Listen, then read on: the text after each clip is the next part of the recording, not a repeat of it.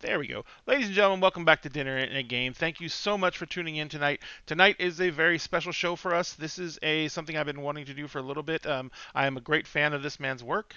I own several of the books already before I even talked to him, and we're going to be going over a lot of what he does, both as a publisher and as an author, and we're going to be going over a lot of the things he's been putting out.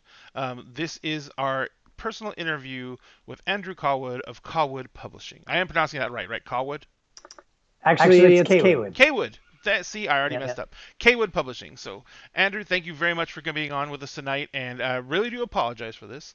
But every single time we come on, we run through our little bit of, the pre-show paying the bills, little blurbs and everything like that. First things first, ladies and gentlemen, we're still doing our Race to 10K on Facebook. We are at 9,500 and... Wrong button. 9,600, no, 573 out of 10,000. And remember, when we hit 10K, make sure you've liked the page, make sure you follow the Facebook page, and go to the pinned post on there. It's the one that says "Attention Daggers, 9,000 followers on Facebook." Go ahead and comment and share that post. You'll be entered to win. We are going to be giving away a copy of the Player's Guide, the Monstrous Manual, the DMG, Mordenkainen's Tomb of Foes, Thanisar's Guide to Everything, Sword Coast Adventurer's Guide, Volo's Guide to Monsters, and the newest book, Tasha's Cauldron of Everything, to one winner who likes the page, follows the page, comments, and shares the pinned post for the contest. If you've done all those things, you're automatically entered to win, and you could possibly win the entire D&D rules library as it sits right now for 5e. So that's one contest. The other contest is here on Twitch. We are going to be doing a contest where we are going to be giving away 30 HD printed miniatures. These are a vampire lord. This was originally, contest was launched in Halloween, so it's Halloween themed. But it's a vampire lord and his minions versus three heroes, and this is 30 pieces, mini pieces, 3 heroes, a bunch of monsters, and a bunch of terrain pieces. So this would look amazing on any type of playmat. It's designed to set up for the big ending encounters, and looks gorgeous. When we hit 300 followers on Twitch, we will be giving this away to one lucky winner. Right now, I think we're at 239. 242. Oh wow, we went up a lot. 242 followers on Twitch. When we hit 300, we are going to give it away to one winner. So go to Twitch and give us a follow. Remember, follows are free and they notify you when we go live. So do us that favor. We love you very much and we thank you very much for doing that. But as you can tell, tonight we are not on Twitch, are we? We're on YouTube and we're on our Facebook page, and that is because we are trying to make sure that Mr. Cawood's people can also see this as well, and we didn't want to have to force people who may not want to go to Twitch and subscribe to anything. So, and Mr. Cawood, thank you once again for joining us. We have a very distinct pleasure of having I have a very distinct pleasure of actually having read your supplements, and we are basically, I am a huge fan because you take your monsters and you put your own spin on them. You do take traditional stuff and build it out, but you also have, these monsters that you've uniquely created and monsters that you've obviously taken from lore and then put your own spin on it.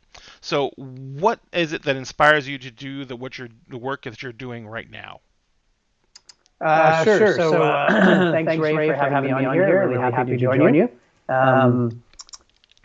So the drive to create what we're doing right now is really pretty simple. I've been a storyteller for a long time. I was a teacher for many, many years, and basically I was the kind of teacher who taught through stories. And even as a kid, I was interested in stories, and fantasy was always my main love, although sci-fi is pretty cool too. And really the basic drive is almost like walking. Like it's just the need to create. And then it's basically what comes next in the story. So we have our World of Mir, our 5th edition setting. And then my first love was really the Fae, so that's why we started with Faeland. And we've really built from there, and really tried to create books that aren't just monster books. They're they're actually setting books in one way and campaign books in another way. And and it's really, I'd say our company makes practical, inspiring products. Because I think there's a lot of great ideas, but they're not all practical. And there's a lot of people making content for D&D and for RPGs right now, but there are certain things that are more practical than others, in my opinion. And then inspiring is really because I was interested in inspiring people in their games to help them create their worlds at their table. But I also have come to realize that it's also inspiration in general that's happening. It's not just inspiration about the game. It's people who they're inspired to share the book with their kids, or the book helps them.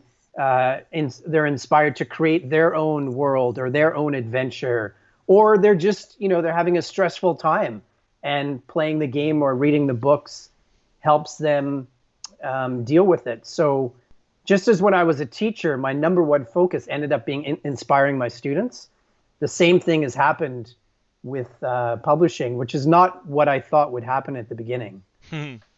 So, speaking, since publishing and gaming are so very much hand in hand when you're a creator, do you have anyone in the gaming industry, or maybe even an author or anything like that, who was a major influence or inspired you to basically take the turn you did and get into the industry as you have?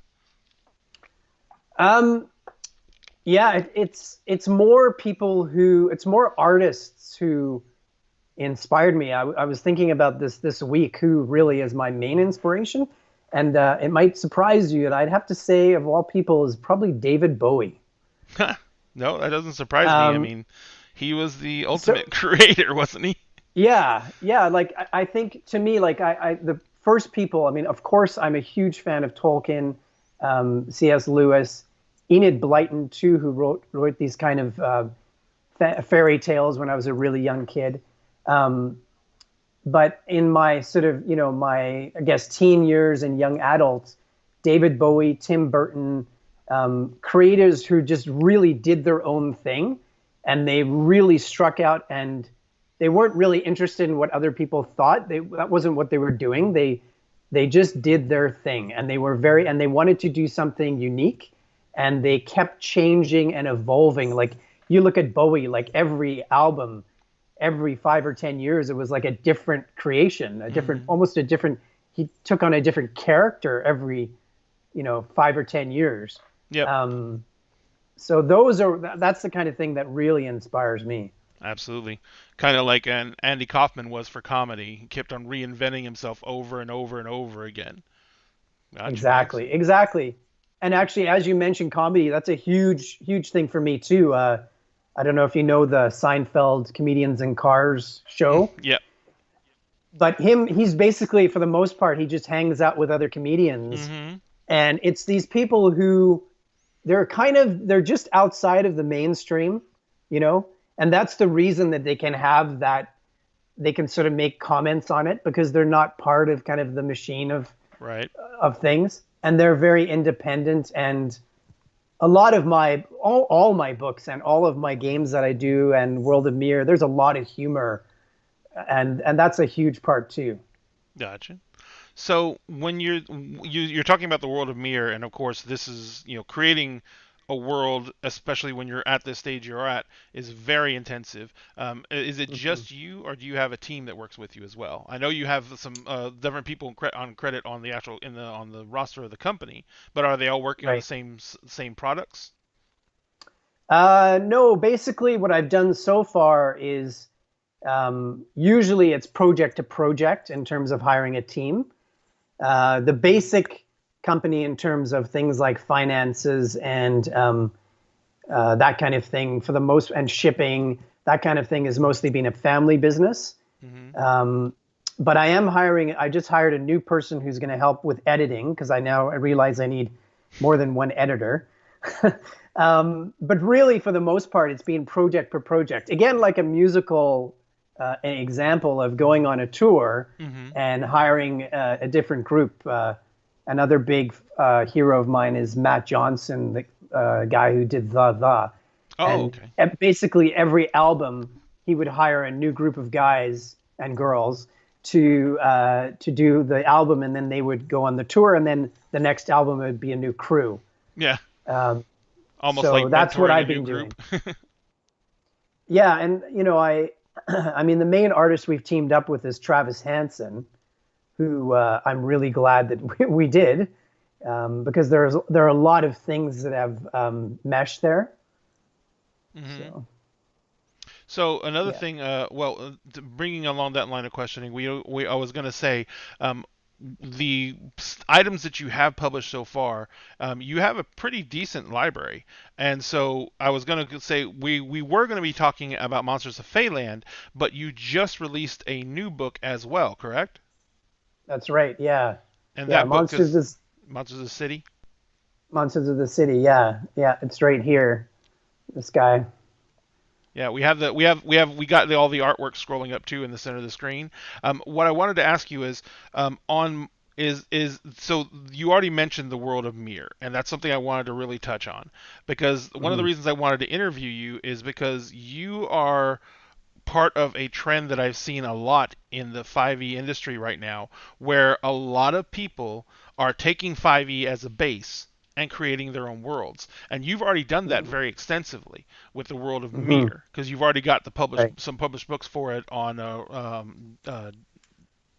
roll not roll 20, On but on drive through. DriveThruRPG. Yeah. Yeah. Is this do you consider this book to be a source book for Mir, or I know it's also meant to be definitely meant to be a standalone book because it's basically just a monstrous lexicon, but do you also consider it a source book for Mir itself? Yes, and so we've tried to do more than one thing. So we know people can use it on its own, a standalone book, and people can choose creatures from the book. Mm-hmm. That book also has a built-in story with the sins and virtues, which people can use if they want. I was a DM from the time I was about 10 years old. And I liked things like where another huge inspiration is Gary Gygax's World of Greyhawk. Yep. And Greyhawk, if you look at it, there is lots and lots of room for the DM to move and to do their thing.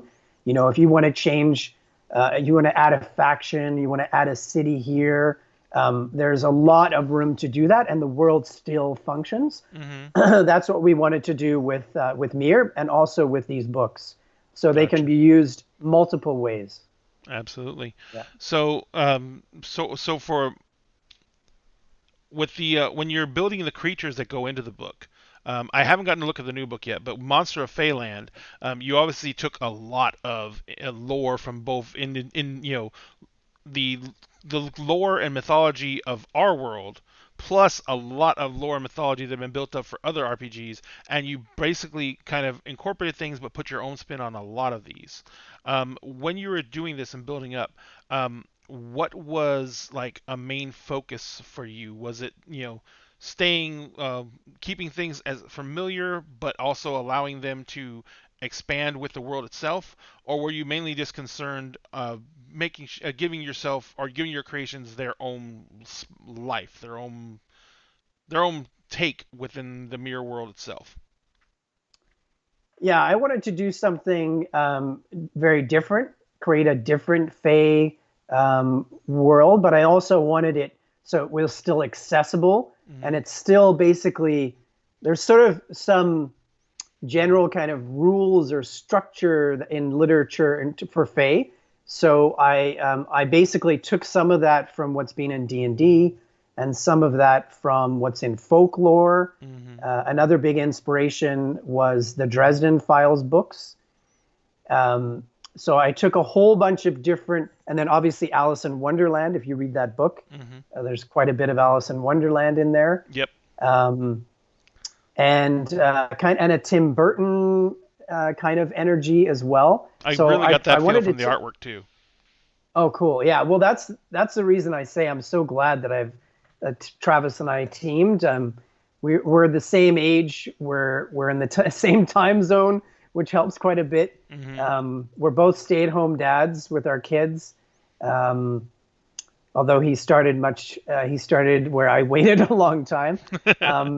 But what we want to put out into the world, we're 100% in alignment. We're not interested in the horror, gore, sort of overly gory kind of stuff. That's not our style. And we want to make sure that there's a balance, because these books in some ways you're creating an ecosystem. You're trying to create a world that makes sense. Right. So you want to have, beasts that the monsters would feed on, for example, and creatures that other creatures might use to get around. Yeah, we're really glad that Travis, his style, and also, his humor is our sense of humor is basically, very much in alignment as well. Absolutely. So, one of the things about the World of Mir, is you've been releasing it mainly as on DriveThruRPG, and Yes. for those of people who are aspiring, are artists and authors who are trying to do take the steps that you've already taken, and walk the path that you've already walked. Do you have anything to say about DriveThruRPG, pros, cons? Sure. Yeah, overall, DriveThruRPG has been a really good experience. It really gives you a great audience and for the most part, a really knowledgeable audience. So that challenges you to make sure you're making a good product, and people will help you, as well along the way, and even in terms of the customers. Their staff is really good. I've never had any issues with them. They've been really, really supportive. Yeah, it's mostly positive. As far as cons, I would say things like the software you use for the system as a publisher is quite old. They are updating it. They're not alone in this. There's lots of websites in that situation. But yeah, it's a bit older. The commission, of course, and a lot of customers don't understand that. They take a fairly big commission, not as big as the DMs Guild. The DMs Guild is a whole other thing. Yep. But the commission is fairly sizable. So if you see something priced a certain amount, you've got to remember that, they're taking about a third of that, or, but as I say, overall, it's a good experience. So we think it's worth it to be on there. On that same track, I have seen, or I thought I saw, some copies of your books that are actually physical in stores. Did you do that as well? And was that done through DriveThruRPG or a separate publisher? That's separate. On DriveThruRPG, you can buy some of our books print on demand, soft cover and hardcover. But we have had a store here in Canada, in British Columbia, where we're based, near Vancouver. They have had some of our books. And then we got contacted by a store in the UK. We're good friends with a really good miniature painter, Michael Mordor, who's on YouTube and a bunch of places, based in Scotland. And he helped us actually as well get in contact with the store. And Mighty Lancer Games is their name. Gotcha. On the eastern coast of the UK. And so they had a number of our books in the store there. Excellent. Yeah. All right. Well, let's talk a little bit more about something that I'm really excited about, because and this is something that I'm going to be diving into deeply. Your World of Mir.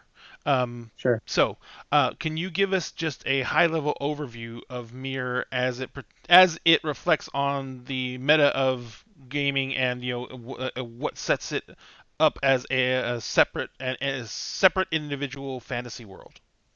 Sure. So Mir, we started a year before we published it, and after I'd been playing with my weekly group, the West of the Wood, the players basically told me, you really should publish this.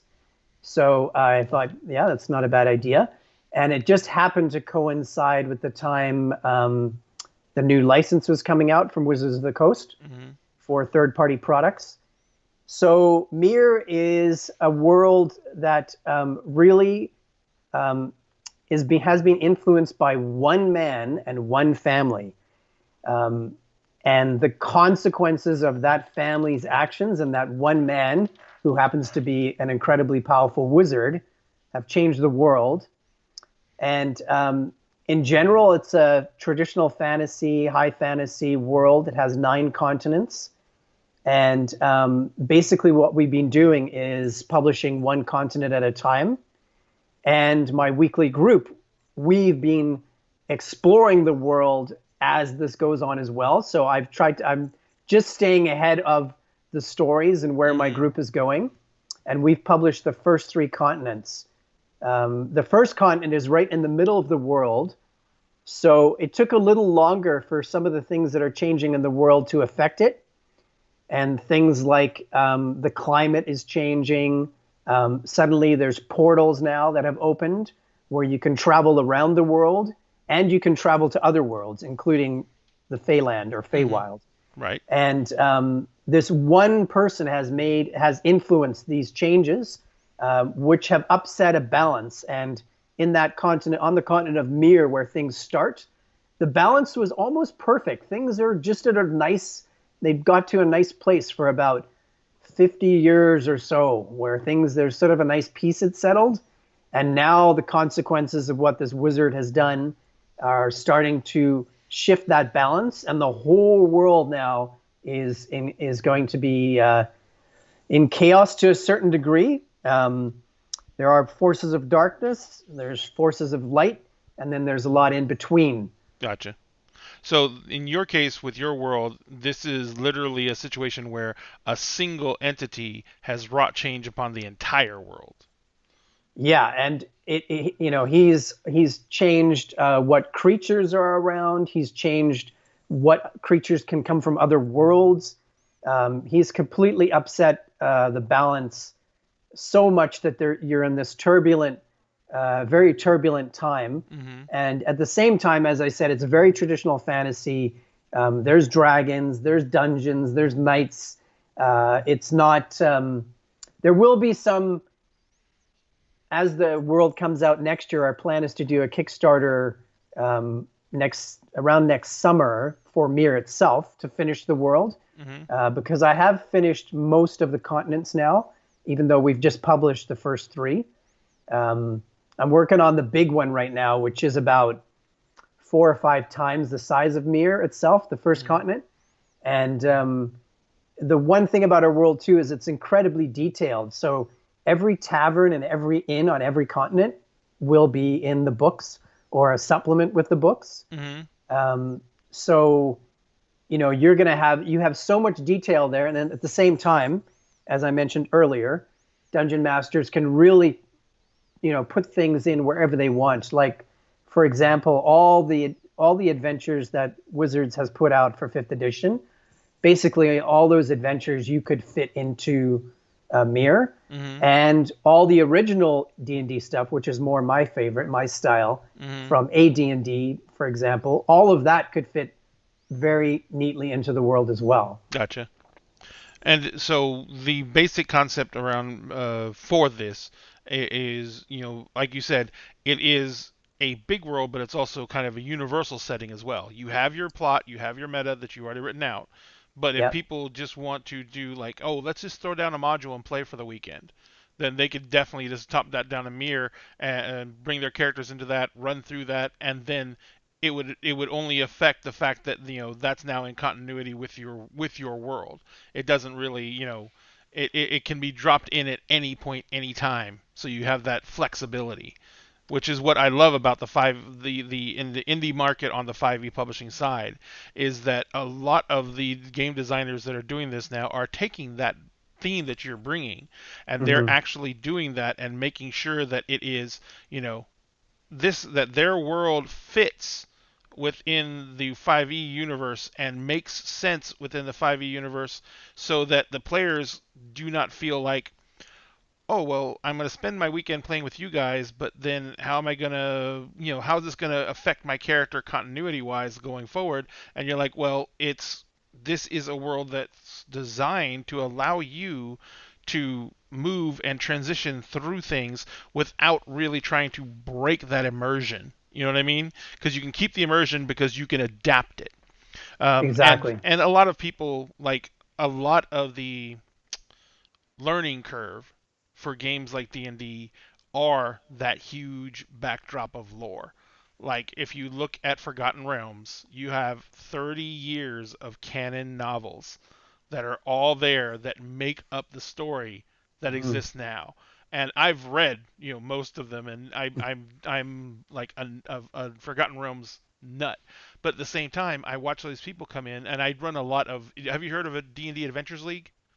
Oh yeah, for Yeah, sure. good. I just want to make Yeah. sure. I was pretty Yeah. positive you had, but yeah, and Yeah. I ran D&D Adventures League for like 5 years, Oh yeah. and I would have a lot of players coming in, and they weren't necessarily scared of playing the game or joining in a group or anything like that. What they were scared of is that they would say something, and someone else would jump in and say like, oh, that didn't happen, or no, that Right. couldn't have happened because so and so wasn't here at this time, they were over there, so your character can't have that in their history. They were Right. scared of people like throwing that down. And so I was another group I was with in the Houston area, they created their own world and used the D&D Adventures League rules to populate that world with playable characters that had the same basic principles. Right. They could grow, they could expand, they could play different modules and everything like that. And that was something that I link back to the concepts that you guys as developers for independent 5e content are doing. Right. You're building these worlds out where people can tailor a world to what they enjoy rather than having to deal with the canon worlds that are already out there. You know what I mean? And it's not just Yeah. because your world has canon, but Yeah. at the Oh yeah. same time, like you said, it's completely adaptable.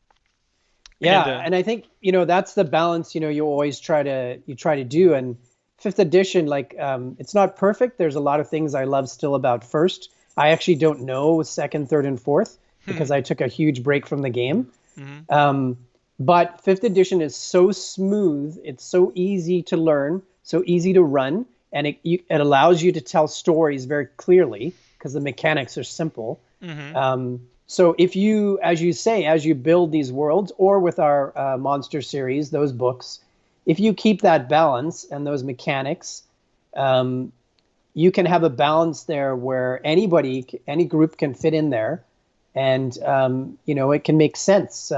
And then if you want to go another way and use the lore from Mir or the lore that's in our monster series, you Mm-hmm. can do that as well.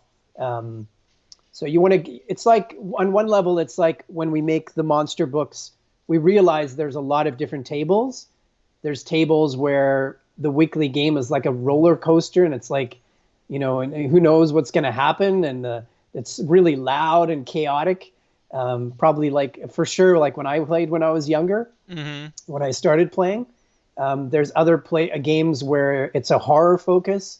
There's games where it's very silly, or there's a lot of role playing involved. Mm-hmm. People are much more interested in role playing their characters than adventuring. Right. So there's a lot of and there's kids that play with their families. So we try to have creatures and books where people can access it in multiple ways. Um, and the same for Mir. Yeah.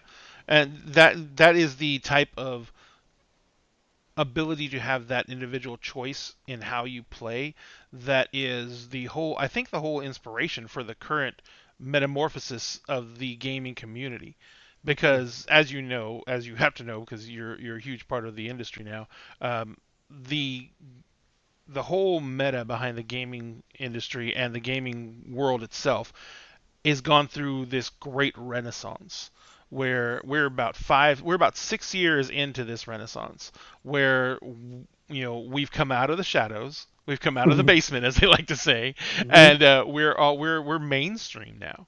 I Yeah. mean, Critical Role is the perfect example of the at this point the penultimate example of what a gaming can be, where we have a bunch of people who are getting together to play games, and they have a huge following, and there is a ton of shows out there that have nowhere near the same following as Critical Role, but there's a ton of different shows that are out there that are doing this, and it's inspiring to a lot of people to know that who have been like you and I are like you said, you took a long break. I've been gaming but we have almost the same kind of background. I've been gaming since I started gaming when I was in the 5th grade, and did the whole gamed all the way up through high school, took a little break in college for about 4 or 5 years, and then when I started working and everything like that, and I kept on meeting people who had the similar interests, because like is attracted to like, Yeah. and got back into gaming, and I've been doing it ever since. And I think out of all that time, I think I've spent like out of all those years, I think I spent like 4 as an actual player. Wow. Wow. I love Wow. running, and I love Yeah. world building, and I love being part of this. I have never published anything myself, just because I get drawn into other people's material so much, which is one of the things I wanted to point out. One of the things I'm looking forward to with picking up the Mirror Source books is I love to see that structure of world building. I mean, I have concepts for world building, and I've got notes down and everything like that. I just way too ADHD to focus down and actually start putting it together. But sorry, my cat is literally on the back of my chair. You can't see her because of the thing, but my cat's back there and she's currently tearing it up. So, but what I was gonna say is the way you have built out with the Monsters of Faeland, which is my main source book of yours that I've read. Hmm. You can see the hierarchy that you put into your structure and design by how your monsters function. You can see how the interconnection lies. Like you have with the Fae, you have different in Faeland, you have the different aspects of the world at large. Like you have the Fae itself, and then you have like there's undead Fae, and they have that qualify in there, and then there's Fae that are beasts, and then there's Fae that so the kind of aberrations and stuff like that. So it kind of transcends the Fae, and so you make it seem like, well, the Fae are, as they should be, part of every aspect of the world. And so Hmm. I'm assuming with other monstrous types, like they're going to have that. I'm looking at that and seeing that the way you texture and structure everything to where it's interconnected. Hmm. Because as we all know, in any ecosystem or any world design, that interconnectivity between species is the whole focus of the world. Because Exactly. if you have one species that's wiped out, it doesn't just affect that species; it affects everything around it. So I Yeah. love seeing that interconnectivity that you put into Monsters of Faeland, and I love seeing that resounding note of the world is interconnected. And then when you told me about the single character who has affected the world, that is also like a very dramatic note for me, because that is implying a heck of a lot of power on one individual. Yeah. So, it's like the ultimate hero's quest to try and right that balance. Exactly. Exactly. And that's in part, that's what the next monster book will tie into as well. That um, this this wizard who's created all this chaos is also on a path of redemption now. Oh. So after what he's done, so in one way, it's about how the intellect can be out of control, Mm-hmm.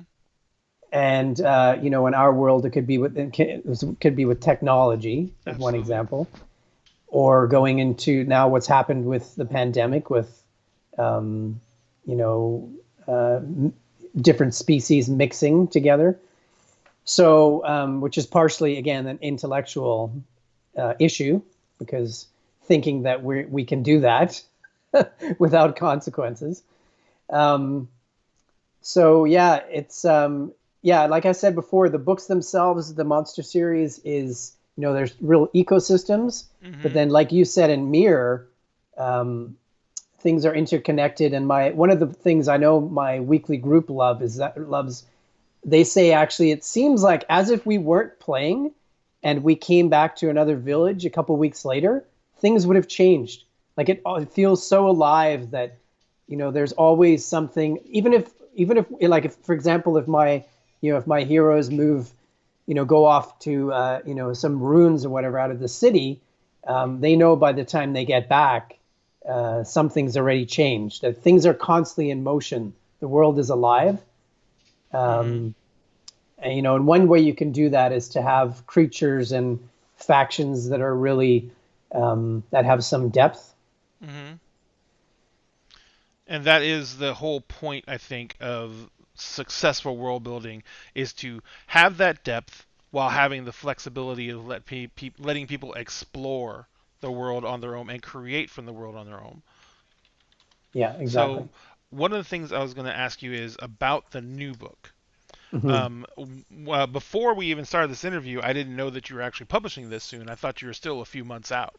Right. So you kind of shocked me when you said when you released the book. So can you give us a little bit of preview of Monsters of the City? What is I know it's going to be, of course, focused around urban areas, focused around cities. Right. But what is the main? Because the last book was Monsters of Faeland, so we both had the idea of the Feywild and the Fey itself. What is your main focus with Monsters of the City? Right. So actually, well, there was Faeland, and then we did Underworld, which is Mm-hmm. like an Underdark monster book. And we found partly it was our backers, our generous backers, who without them we wouldn't be here today. um, partly it was a push from that group of people who said, we don't just want a monster book A to Z. We really want to have a campaign book that has more lore and is this ecosystem and can be used as a campaign book as well. So we started to add that in Faeland because that happened during the Kickstarter process. Mm-hmm. Of we heard this quite a bit, and it's a great idea. I didn't realize people would want that as much. And then the Underworld book, we took that to a new level by having an overall story about this huge evil creature, an aberration from another world, who is spreading these dark spores throughout the Underdark. Mm-hmm. And these spores are altering creatures, changing their alignment, changing their motivation, and basically forming this huge army that is going to work for this aberration, this creature, Mm-hmm. and for this force of evil, including the drow, including dwarves, including orcs. And in the book, we have examples of how they're changing. So the new book, we decided we want to keep doing this, give this narrative, this built-in narrative to the book so people can use it as a campaign book as well. So Monsters of the City, our theme is sins and virtues. Mm-hmm. And the idea is that you could have a mega city if you want, an enormous city that had all 7 sins and 7 virtues. Mm-hmm. And they were all fighting over these 7 districts of the city.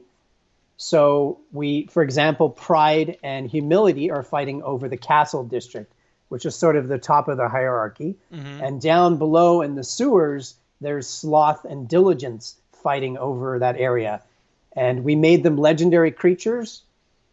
Another way you could have it is that their minions are fighting over these areas for them. Mm-hmm. Or you could just pair them up and have them fight over the entire city themselves. For example, you could have Lust and Chastity fighting over a whole city with their minions. So there's multiple ways of using that story. And then also most of the monsters in each district are connected back into the sins and virtues. Gotcha. So most of the creatures in the castle district at the top of the hierarchy, most of those creatures are connected to pride and humility. Gotcha. And because most of the creatures are evil, with most of our books, the majority, there's more creatures connected to the sins than the virtues. Gotcha. Or creatures twisting a virtue. Yes, that's a really good point, actually, because in the Docks district, chastity is the virtue, and the Puritans have kind of they've changed that version of chastity and taken it to another extent. Mm-hmm. And we even push it further by saying we give you a variant monster, the militant Puritan, an evil one who will use violence to achieve their means. A certain moral majority some people might be familiar with. Right. No, I get it. I get it. Yeah. So, and then we add in a lot of tables for you for encounters and events and adventure hooks. Mm-hmm. And then there's also a cleric subclass and a paladin subclass, Mm-hmm. which are tied back into this idea of good and evil. And in a way, too, the book is ours sort of, in a way, it's a bit of a statement about this, we don't need alignment idea. Because to me, it's really a question of character building. Mm-hmm. And to me, it's really useful to have boundaries to a character. So for me to have those alignments and have that motivation, you can use other words. You don't have to say alignment, but to have that motivation, to have their idea of that character's morality, Mm-hmm. to me, it's pretty helpful to define that character. Otherwise, every monster is chaotic neutral or neutral, and every character's neutral, and everything's relative, right? What story is there? Yep. Well, and I So can tell you right now that we found a point where we definitely disagree. that's fine. Yeah. Oh, yeah. No. Yeah, But yeah, yeah, for me, well, alignment for me is probably one of the things that are, or is one of my greatest things that I don't like about the D&D system, because I don't like things broken out into that stark direct lines. You know what I right. mean? The fact that you can't cross over from neutral evil to neutral good to change your way you do things, with without being accused of breaking character, or not sticking with your character's alignment. That Right. that I find limiting. But I understand what you're talking about with the structure on character creation, because that means you have at least a basis for your personality and your motivations and your goal, and why you're trying to achieve whatever goals you're trying to achieve. And so Yeah. that it comes a long way from what that's a long way what alignment does for the purposes. But with and I like I said, I run very heavy story games, so Yeah. my players are always faced with very strong moral choices, Right. and it on they're on are and they're always situationally driven. Right. So it gets way too gray for me to try and enforce that strict of a code of the alignments. It's kind Right. of like, today you're going to be the hero, but tomorrow you may be someone else's villain, just because you were forced to make a choice. Right. And so that's why I kind of shy away from that. But we could probably spend Yeah, hours I do the discussing same alignment. thing though. We might just be using different words. Hmm. I do the same thing. The only thing I don't have in my own games are evil characters, evil PCs. but but I do like the gray areas. We had a campaign where the party were smugglers, Hmm. and they were definitely not good heroes as it began, Yep. but they were pushed into a situation where they became heroes, and it was there was a big change and a big arc in that story. And for a long time, they were very much on the edge of things and definitely not good characters. The Right. typical, they were more like we mentioned earlier when we were talking. It was a bit more like a Firefly kind of story, Hmm. um, which I love. Um, but that's just my our weekly group. Yeah. When I make content, I understand there's thousands of different kinds of tables for Oh, sure. yeah. Every table is a living, breathing entity of its own, and will react to story completely differently. And that's something, actually, to be honest, that's something I've really, really delved into as a DM for Adventures League, but Right. because I would run the same modules over and over again, Yeah. and every table took a different path. Every Yeah. table went a different route. And I'm talking like, and at a convention over a weekend, I'd run one module like 6 times, and every single gameplay was different. And then Yeah. I'd do that like 3 weekends three weekends a year, at 3 different conventions, and every single one of those was different. So I Right. completely get what you're saying. Yeah, I think it even can be to the level of your table because I know my weekly group, I have 5 regular players, and if one of those players is not there, completely different table. Yep, absolutely. Uh, and it depends, right? It depends. There's two players, two certain players aren't there that week, and we usually actually will still play with two minimum because I usually give them sidekicks in that case, and some of our most fun nights have been with 2 players. Oh yeah. Um, but yeah, I think even one person can completely alter the dynamics at the table. And, I have a player who's an actor, basically, who just fully embodies their characters and has this incredible dramatic backstory, and is 100% into the heroic action, right?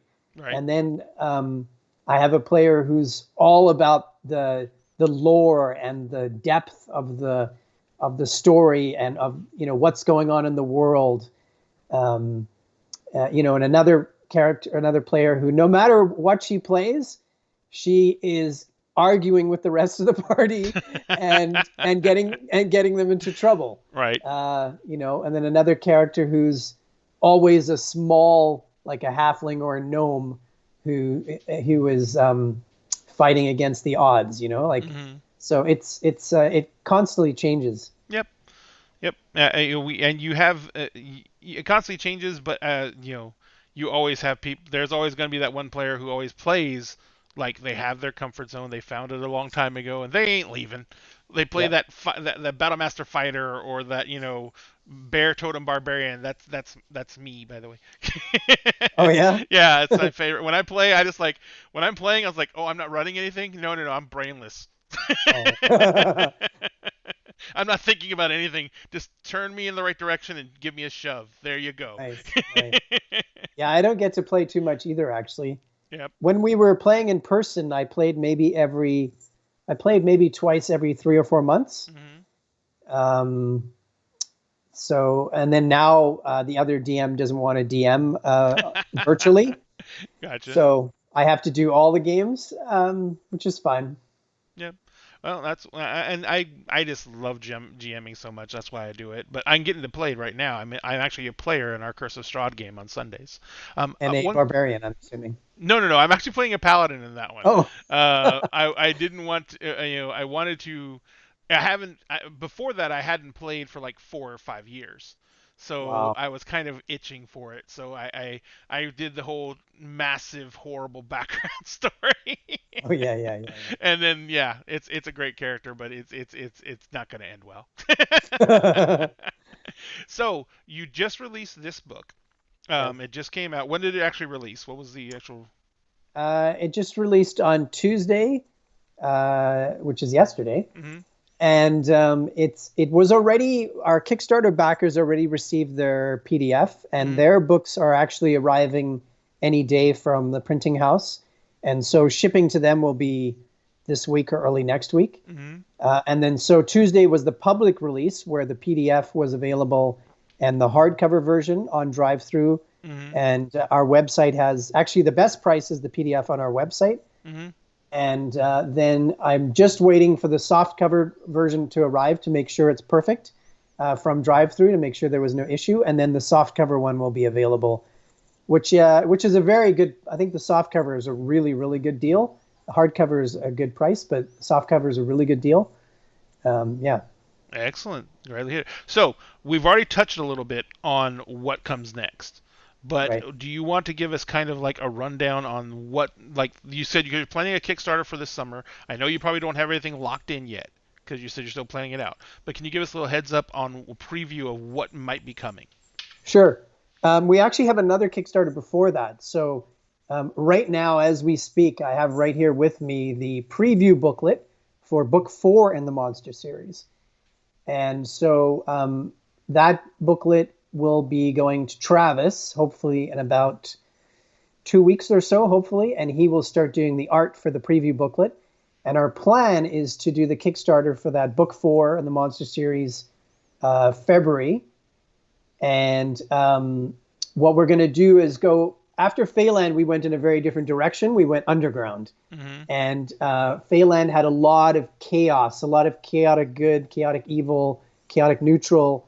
And then we went to the Underworld where there was some lawful evil, more lawful evil, a lot of chaotic evil, some neutral evil, and some more monster types. Mm-hmm. Then the city book is a lot of humanoids. Almost exactly half of the monsters are humanoids. Mm-hmm. So now with the 4th book, we're going in a very different direction, and we're going to a lot of monsters. There won't be as many humanoids. There'll be a lot of dangerous larger, scary creatures. So you're gonna go kaiju on this one, huh?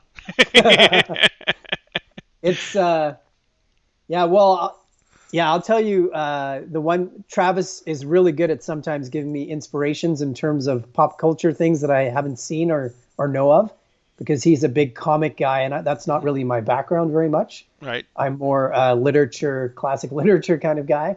So um, he suggested actually the Full Metal Alchemist Oh, series for my homework for this next book. Um, interesting. What'd you think so of it? it's something completely new to me.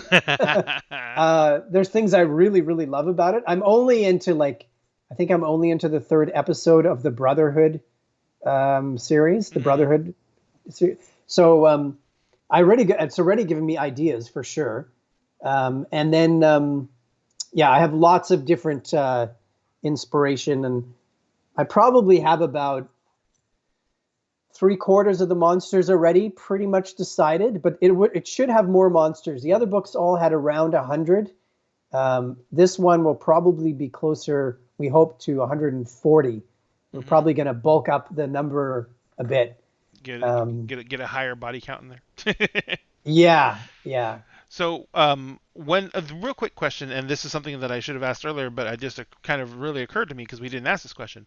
When you're designing the monsters, there mhm, is, of course, there's a lot of math involved because the abilities and everything that there's a mathematical formula in the monsters manual that lets you know how to do it. How, right, but a lot of people have been critical. One thing a lot of people have been critical on 5e about yeah, is that the CR and the math scales for the monsters seem to be very soft.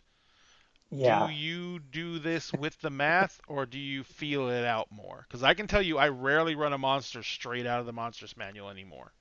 Yeah, yeah, I agree with certain creatures. Like, for example, the shadow I think is way off.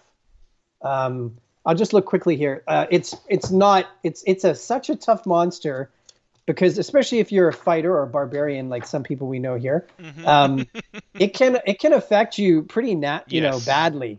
I have it right here. So shadow officially is one half. There's no way the CR for that is one half. Um, it's at least one or two higher, in my opinion. Yep. The Quickling from the Volo's guide Yes. as well. There's no way that that CR is correct. Um, so it's a really good question you asked because yes, in the DMG there is a chart and some explanation about how to create monsters, but the final formula that's actually used by wizards they don't actually give to anybody. They do Hmm. have a calculation they make. Um, so I think the best way to do it is to follow, for the most part, that DMG, the instructions. They're pretty good. But then what you want to do, in my opinion, is take other monsters, but not the Shadow and not the Quickling, and try to see what makes sense. Hmm. A good CR, for example, a good CR3 monster, I think, to look at is the Werewolf. Hmm. And that, once you kind of have a feeling around, the middle range there, CR3 to CR6, because a lot of people, a lot of people don't play past 12th level characters. Right. So most monsters that most people are fighting are going to be below, CR12 for the most part, CR15. So I would say, like you say, part of it is feel, but part of it, you just want to look at there's a great chart or list in the back of the GMG that shows you all the CR levels, Hmm. and you just want to make sure it fits in there. And big things to consider are things like, is it magic resistant? Can Right. it fly? Are there ways that can escape the party? How much damage can it do at maximum? Hmm. you know, um, so it's a really important you make because as a DM you never want to. There's no fun in just wiping out a party Right. with no challenge. Yeah. It's So walking all over the party is never good for the player's morale. That's for sure. no, Um, neither is having fights that are too easy, right? Oh yeah, absolutely. Well, it's So not necessarily. It establishes a very poor baseline for encounters, because especially for new GMs, and this is something that I will say, new GMs, you're going to make this mistake. You're going to go by the book, you're going to go by the what's in there, and your players are going to walk through your encounters like they're butter. And Yeah. then you're going to get overzealous and you're going to go to the opposite end of the spectrum and Yeah. you may kill everyone. Yeah, exactly. Yep. Yeah. So it's definitely the learning curve of being a GM where you learn to walk that line. Right. Yeah, for sure. And we've learned a lot too with our books. Like I think, we do have a errata pages which are on DriveThru if you buy the books through there. Mm-hmm. Yeah, you sent me the one for Faeland too, so. Yeah, so there are a few things that we would tweak looking back. I think we've got better at making the CR, but I don't think it's too bad. Yeah, there's always things you can learn. Mm-hmm. Yeah. Oh yeah. So, well, we definitely enjoyed having you on the show. One last question. When you're not making like these amazing supplements for the tabletop RPG or creating your own worlds, what do you like to do in your spare time? Well, number one, I actually am not doing this full time yet. I hope that is in about a year. So my full time job is actually stay at home dad, although I know every dad is pretty much a stay at home dad right now in some ways. But that's my main. I spend most of my time with my daughter. We're really lucky. We don't have a huge place we live in because our city is super expensive. But we're lucky that we have woods right next to us that we can escape into. Oh. So I spend a lot of time outdoors. That's where a lot of my ideas come from too, and inspiration. Mm-hmm. And then I'm also, I've become more and more of a gamer. So right now I'm waiting for the new Assassin's Creed to download on my Xbox. I was listening to the soundtrack earlier, actually. Oh yeah. Yep. Yeah. Yeah, it's a little bit different, but I like it a lot. Cool. Well, thank you so much for being on the show. We really appreciate it. Taking this time really means a lot to us. This is something that we haven't really done before, but we want to start doing more often. Because when we originally started the Dinner and a Game. Well, we actually started as a podcast, and when we originally started it, our full intention was to mainly focus on indie games. But gaming is still a very niche market, and the people who are coming in, obviously they love D&D. That's what brought them in. So we quickly discovered that we couldn't get a lot of traction with a lot of independent games and publishers, and if we wanted to get attention to these independent games and publishers, we needed to build an audience and build a base first, and then start introducing into other things we loved. So we went over and started creating more content for 5e. But then we discovered through doing that all these independent publishers in the 5e universe, which is now going to be, I think we're going to try and make this one of our focuses, is to try and bring these publishers to light and show people that there is a ton of content out there to be explored, and give those other people who are trying to develop their own worlds, give them that little bit of inspiration and show them that, hey, other people are doing it too. You're not alone.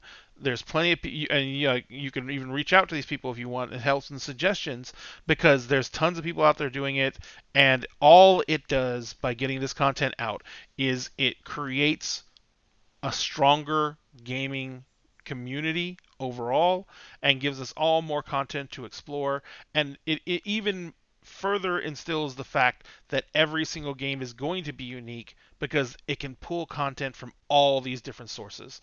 So it just makes for a higher quality gaming experience overall, I think. Well said. Thank you. Well, do you have you have your book out right now? Once again, it is, what's the title of it? Monsters of the City is the newest book. Mm-hmm. Yeah, and that's out on DriveThruRPG, and you can get that there and at your website, correct? Yeah, our website is worldofmirr.com, and so all our books, and there's a list on our website as well. And you were saying people have questions, for sure. We're on Twitter, Facebook, Instagram. Our Twitter is @KawoodPublish. Mm-hmm. So if anybody has questions about publishing or any questions, they can definitely send us a message. And that was worldofmirror.com? Yeah. myrr.com. I'm just putting it in the chat so people can have it up there. Alrighty. So, other than Mir and all your other publications, you guys are doing a lot of work for the community in just supporting them with getting content out there and making sure that they have access to things that are not as traditional. So they can actually step out of the box, and a lot of people's first association with games that are not D&D are going to stuff like 5e independent creators content, and that's how they learn there's games other than D&D out there as well. So you're getting people to take that first step into a much bigger world. All right. So thank you very much, Andrew. And ladies and gentlemen, remember, we are still running our Extra Life charity drive. I don't know if you know about Extra Life, Andrew, but it is an amazing charity. They are all throughout the North American hemisphere, and they basically are a charity that works with the Children's Miracle Network to provide medical services for poor children or children who don't have enough coverage in order to get the services they need. It's a full-on charity that has 90% of the money goes to the organizations that it's meant to.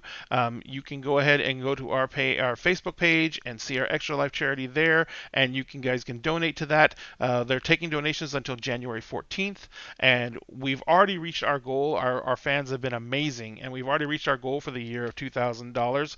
We're at $2,455 right now, but we would love to just blow that goal completely out of the water and raise as much money for this charity as possible. So if you can, go to our Extra Life page and donate. If you can't, share the link out and make sure other people know about it, so that way we can try and get as much money going into this charity as possible and do as much help, give as much help as we can. As Josh, our Sunday GM, Josh Runyon says, be a hero, save a kid. And also, of course, go to our Facebook page while you're there. Like and follow the page, and share the post for the contest that's pinned on the top of the page, and comment on that post, and you will be entered to win our giveaway that we're giving away the entire D&D 5e rules library, which includes the DMG, the Player's Guide, the Monstrous Manual, Mordenkainen's Tomb of Foes, Xanathar's Guide to Everything, the Sword Coast Adventures Guide, Volo's Guide to Monsters, and Tasha's Cauldron of Everything. We will be giving away that to one winner when we hit 10,000 followers. We are currently, let me refresh the page real quick, because it literally goes up that fast.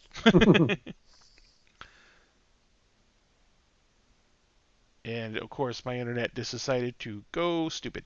9,574. So we picked up a few more. So 9,574 followers on Facebook. We're trying to get to 10,000. We should do it in time for Christmas, and we will be able to give away this as a massive Christmas present to one person, or that one person, if they already have the books, hey, Christmas list done. Give the books away as presents. And of course, Twitch.